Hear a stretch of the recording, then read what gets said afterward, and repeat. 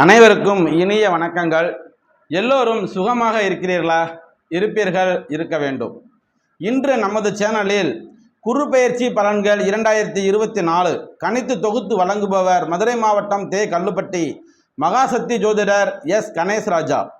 இந்த ஆண்டு குரு பயிற்சியானது வாக்கிய கணிதப்படியும் திருக்கணித பஞ்சாங்கத்தின் படியும் 2024 வருடம் மே மாதம் 1ஆம் தேதி மதியம் 12:59 மணிக்கு மேச ராசியிலிருந்து குரு பகவான் ரிஷப ராசிக்கு இடப்பெயர்ச்சி அடைகிறார். இதற்கு பின்பு அக்டோபர் 9ஆம் தேதி, அதாவது 9/10/2024 வக்ர பயிற்சி அடைகிறார். அதற்கு பின்பு 2025 பிப்ரவரி 4 வக்ர நிவர்த்தி அடைந்து மே 14ஆம் தேதி 2025 வருடம் மிதுன ராசிக்கு இடப்பெயர்ச்சி அடைகிறார். 2024ஆம் ஆண்டு மே 1ஆம் தேதி முதல் நடைபெற உள்ள இந்த குரு பயிற்சியானது எந்தெந்த ராசிக்காரர்களுக்கு எப்படி இருக்கும் என்பதனை பற்றி பார்ப்போம். மேசராசி அன்பர்களே, உங்களுக்கு இந்த வருடம் குடும்ப குரு, அதாவது 6, 8, 12 பார்வை உள்ளது. ஆதலால் மேச ராசிக்காரர்களுக்கு இந்த வருடம் ஒரு சாதகமான பலன்கள் ஏற்பட வாய்ப்புள்ளது. குடும்ப வாழ்க்கையில் மகிழ்ச்சி, வருமானம் அதிகமாக இருக்கும், எதிர்ப்புகள் விளங்கும், வீட்டில் ஒரு சுபகாரியம் நடைபெறுவதற்கான வாய்ப்புகள் உண்டு. குழந்தை பேறு இல்லாதவர்களுக்கு குழந்தை பேறு உண்டு. அசையும் மற்றும் அசையா சொத்துக்களை வாங்குவீர்கள். பதவி உயர்வு, கௌரவம், அந்தஸ்து, புகழ் கூடும். இப்போ பாருங்க, 6, 8, 12 மேசராசி குடும்ப குரு 6, 8, 12 என்று உள்ளது. அப்போ 6ஆம் இடம் என்பது கடன், நோய், எதிரிகள் தொலைவார்கள். 8ஆம் இடம் அவர்களுக்கு ஆயுள் அதிகரிக்கும். 12ஆம் இடம் என்று சொல்லக்கூடிய அயனசயன போகத்தில் சிறப்புகள் அடையும். அப்போ கணவன் மனைவி இடையே ஒற்றுமை பலப்படும். அவர்கள் அந்யோன்யமாக இருக்கிறதுக்கான வாய்ப்புகள் உண்டாகும். ரைட். அடுத்த ரிஷபராசி நேயர்களை, உங்கள் ரிஷபராசிக்கு இந்த வருடம் குரு பகவான் ஜென்ம குருவாக அமர்ந்துள்ளார். அவருடைய பார்வை அப்படின்னு பார்த்தீங்கன்னா 5, 7, 9. 5 என்பது பூர்வ புண்ணியஸ்தானம் என்று சொல்லுவோம். குலதெய்வம் பூர்வ புண்ணியஸ்தானம். 7ஆம் இடம் என்பது கலத்திரஸ்தானம். 9ஆம் இடம் என்பது பாக்கியஸ்தானம், அதே நேரத்தில் தந்தை ஸ்தானம் என்று சொல்லக்கூடியது. அப்படி இருந்த பொழுதிலும் இந்த ரிஷப ராசிக்காரர்களுக்கு குரு பெயர்ச்சி பலன் எப்படி இருக்கும் அப்படின்னு பார்த்தீங்கன்னா, நன்மதிப்புகள் பாதிக்கப்படும். தொழில் வியாபாரத்தில் பிரச்சனை, தொழில் முடக்கம், நஷ்டம் ஏற்பட வாய்ப்பு உண்டு. அடிமை தொழில் செய்யக்கூடியவர்களுக்கு மேல் அதிகாரிகளின் மூலமாக தொல்லைகள் ஏற்படுவதற்கான வாய்ப்புகள் உண்டு. அதே நேரத்தில் பார்த்தீங்கன்னா, வருமானத்தில் பிரச்சனை இருக்கும், கொடுக்கல் வாங்கலில் பிரச்சனை இருக்கும். இந்த மாதிரி பிரச்சனைகள்லாம் இருக்கிறதுக்கு வாய்ப்புகள் உண்டு. தந்தையிடம் அனுசரித்து செல்வது நல்லது. கணவன் மனைவி இடையே ஒரு அந்யோன்யம் பலப்பட வேண்டுமென்றால் வார்த்தைகளால் கவனமாக பேசுவது, சொல்லுவது சிறப்பு. குழந்தைகளுடன் அந்யோன்யமாக பழகுங்கள், யாரையும் திட்டாதீர்கள் என்று சொல்லிக்கொண்டு விடைபெறுகிறேன். அதற்கு அடுத்ததாக மிதுன ராசி அன்பர்கள், விரயகுரு. விரயகுரு அவருடைய பார்வை அப்படின்னு பார்த்தீங்கன்னா 4, 6, 8. அதனால் இந்த மிதுன ராசிக்காரர்களுக்கு இந்த குரு பயிற்சி ஒரு தாக்கத்தால் பிரச்சனைகளே வரக்கூடும். அப்போ 4ஆம் இடம் என்பது வீடு, வண்டி, வாகனம், தாய். 6ஆம் இடம் என்பது கடன், நோய், எதிரி. 8ஆம் இடம் அது ஆயுள். அப்போ சண்டைகள் ஏற்படலாம், நிதி இழப்புகள் ஏற்படலாம், தேவையற்ற செலவுகள் அதிகரிக்கும், பொருளாதார நிலையில் பலவீனம் அடையும், நோயால் உடல்நிலை பாதிக்கக்கூடும். அதனால் உற்றார் உறவினர்கள் நண்பர்கள் இடத்திலே கவனமாக பேசுவது சிறப்பு. ஜாமீன் கையெழுத்து இட வேண்டாம். மற்றும் இவர்கள் வெளியிடங்களுக்கு செல்ல வேண்டியதில் இருந்தாலும், கொடுக்கல் வாங்கல் பணப்பிரச்சனைகள் இருந்தாலும் நிதானமாக கையாளுவது மிகுந்த சிறப்பையும் ஏற்றத்தையும் கொடுக்கும். அடுத்த ராசி கடகராசி. கடகராசி நேயர்களுக்கு இந்த வருடம் எப்படி இருக்கும்? பட்ட துன்பங்கள்லாம், கர்மாதயங்கள்லாம், கர்மங்கள் எல்லாம் தொலைந்து விட்டதையா. இனிமேல் நீங்கள் யோகபோக வாழ்க்கை வாழப் போகிறீர்கள். இந்த குரு பயிற்சி இந்த ஓராண்டு காலத்திற்கு புகழ், கௌரவம், அந்தஸ்து கூடும், பணம் இரட்டிப்பாக கிடைக்கும், பொருளாதாரத்தில் சிறப்படையும், வேலைகளில் பதவி உயர்வு கிடைக்கும், செய்கின்ற காரியங்களில் வெற்றி கிடைக்கும், தொட்டதெல்லாம் துலங்கும், திருமணம் போன்ற சுபகாரியங்கள் வீட்டில் நடக்க வாய்ப்பு உண்டு. வியாபாரத்திலும் வளர்ச்சி அடைவீர்கள்.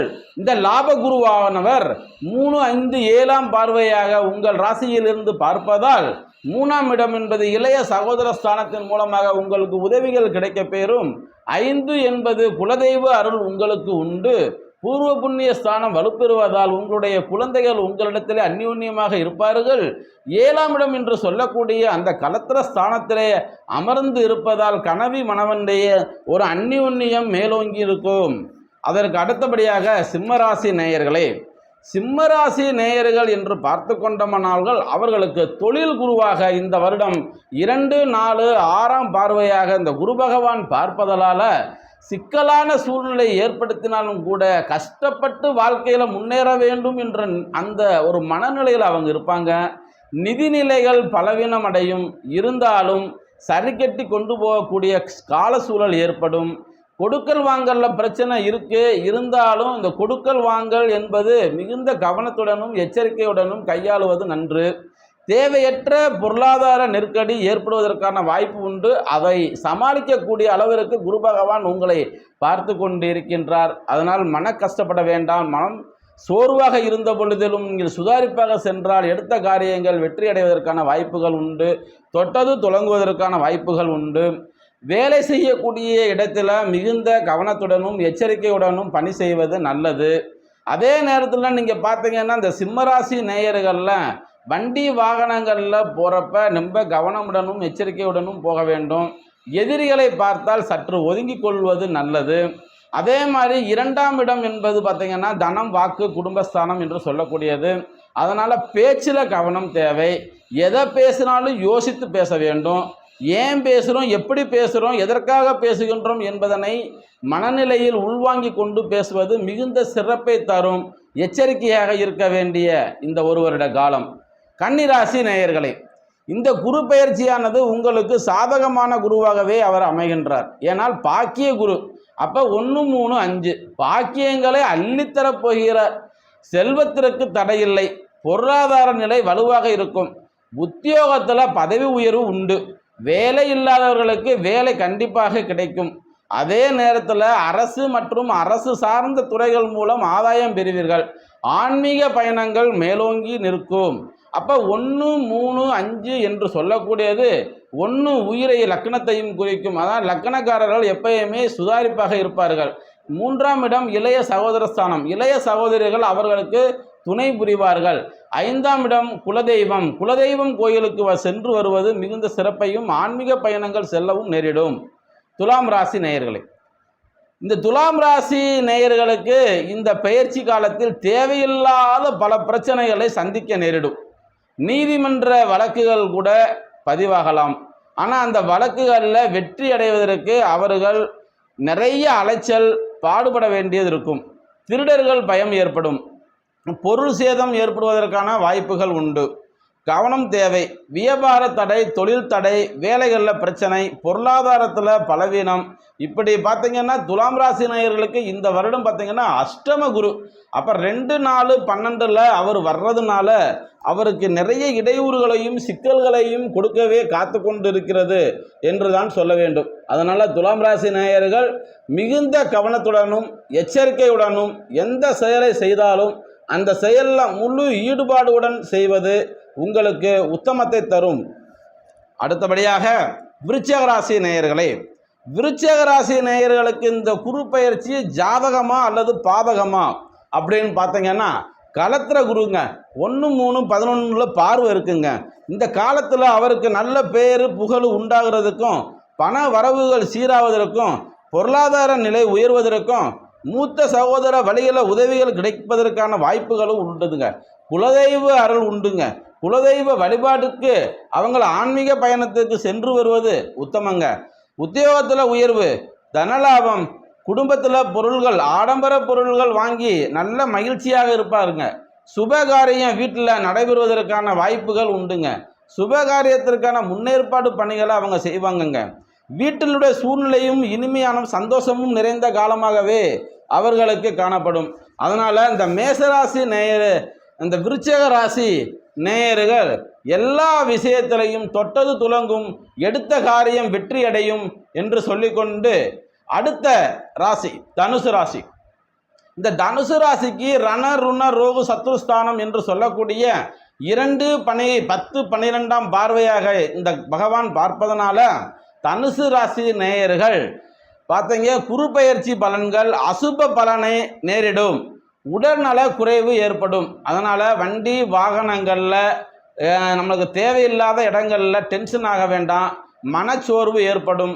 அதே நேரத்தில் பண பற்றாக்குறை, கைக்கு வந்தது வாய்க்கு எட்டவில்லையே என்ற ஒரு மனக்கவலை அவர்களுக்கு இருந்து கொண்டே இருக்கும்.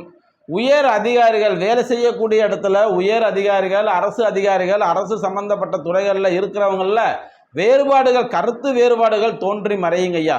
வேலையில் தோல்வி, குடும்ப உறுப்பினர்கள் உற்றார் உறவினர்களிடம் பகை, பிரச்சனை ஏற்படுவதற்கு வாய்ப்புகள் உண்டு. தங்கள் ஊருக்கு அருகாமையில் உள்ள இந்த குரு பகவான் ஆலயத்திற்கு சென்று நீங்கள் இந்த வழிபாட்டு முறைகளை கடைபிடிச்சு வந்தீங்கன்னா ரொம்ப சிறப்பாக இருக்கும். ஆனால் ஆன்மீக பயணங்கள் சென்று வருவது மிகுந்த சிறப்பு. ஒரு மன மாற்றத்திற்காண்டி உங்கள் ஊர்லேருந்து வெளியேறி பக்கத்து ஊர்களுக்கு சுற்றுலா சென்று வருவது மிகுந்த சிறப்பை தரும். எல்லா வகையிலையும் மிகுந்த கவனத்துடனும் எச்சரிக்கையுடனும் இருப்பது நன்று. அதற்கு அடுத்து பார்த்தீங்கன்னா மகர ராசி. இந்த மகர ராசி நேயர்களுக்கு பூர்வ புண்ணிய குரு 1 9 11ஆம் பார்வையாக பார்க்கறனால இந்த பெயர்ச்சி அவர்களுக்கு சாதகமாகவும் மகிழ்ச்சி பொங்கக்கூடிய அளவிலேயே இருக்கும். தொட்டது துலங்கும், வெற்றிகள் கீட்டும், பதவி கௌரவம் உயர்வு கிடைக்கும், நிதி ஆதாயம் உண்டாகும், லாட்ரி சீட்டு கிடைக்கும். குழுக்களில் இருந்தாங்கன்னா ஃபஸ்ட்டு பிரைஸ் இவங்களுக்கு தான். வர்த்தகத்தில் லாபம் கிடைக்கும். இந்த ஆண்டு மகர ராசினியர்களுக்கு வெற்றி வாய்ப்புகளை ஏற்படுத்தும் ஆண்டாகவே அமையும். அடுத்தபடியாக கும்பராசி நேயர்களே, கும்பராசி நேயர்களுக்கு சுகஸ்தான குரு 8 10 12. அப்போ இவங்க எப்படி இருப்பாங்க அப்படின்னு பார்த்தீங்கன்னா, இந்த 8ஆம் இடம் என்பது ஆயுளை குறிக்கக்கூடியது, 10ஆம் இடம் என்பது தொழிலை குறிக்கக்கூடியது, 12ஆம் இடம் என்பது விரயஸ்தானம் என்று சொல்லக்கூடியதும் அயனசேன போகம் என்று சொல்லக்கூடிய ஸ்தானங்களாக அமைவதால் இந்த குரு பயிற்சியானது இவர்களுக்கு கொஞ்சம் சில சங்கடங்களையும் மன உளைச்சல்களையும் அதிகப்படுத்துங்க. ஆனால் இருந்தாலும் கூட இவங்க டென்ஷன் அடையாமல் எந்த வேலையை எப்படி செய்யணும், எந்த வேலையை எப்படி பார்க்கணும், எந்த இடத்துல யாரிடம் எப்படி பேச வேண்டும் என்பதை அறிந்தவர்கள். இவர்கள் எந்த நேரத்திலையும் யாரிடத்திலையும் கவனத்துடன் இருப்பது நல்லது. அதே மாதிரி ஜாமீன் கையெழுத்து போடாதீங்க. பூர்வீக சொத்து சம்பந்தமான பிரச்சனைகள் ஏற்பட்டு மன உளைச்சல் ஏற்படக்கூடும். அதனால் அந்த மாதிரி விஷயங்களில் நீங்கள் பங்கெடுக்காதீங்க. அதுக்கு அடுத்து பார்த்தீங்க, குடும்பத்தில் மகிழ்ச்சி குறையலாம், பிள்ளைகளிடத்திலே கருத்து வேறுபாடுகள் ஏற்படலாம். அதனால் எல்லோரிடமும் அந்யோன்யமாக இருக்க பழகுங்கள், டென்ஷன் அடையாதீர்கள் என்று சொல்லிக்கொண்டு அடுத்த ராசி மீன ராசி.